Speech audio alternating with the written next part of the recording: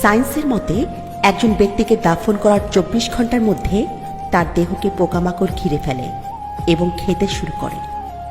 তাতে দুর্গন্ধ ছড়িয়ে পড়ে। এই দুর্গন্ধ আরও পোকামাকড় ডেকে নিয়ে আসে, আর এসব পোকামাকড় দেহের গোস্ত খেতে শুরু করে। ৩ দিন পর নাক আর মুখের অবস্থা পাল্টে যায়। ৬ দিনে হাতের নখ পড়ে যায়। ৯ দিন পর মাথার চুল পড়া শুরু হয়ে যায়। মানুষের পেট ফুলে ১৭ দিন পর পেট ফেটে যায়। ৬০ দিনের মধ্যে শরীরের সমস্ত গোস্ত শেষ হয়ে যায়। ৯০ দিনের মধ্যে হাড্ডি আলাদা হয়ে যায়।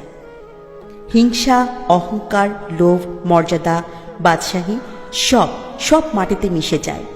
কিসের এত অহংকার হে মানুষ? মাটি দিয়ে বানানো মানুষ একদিন মাটিতেই মিশে যাবে। তাই আমাদের হিংসা, বিদ্বেষ, অহংকার থেকে দূরে থাকা উচিত। কখনো কোনো খারাপ কাজ করা উচিত নয় এবং বেশি বেশি আল্লাহর ইবাদত করা উচিত।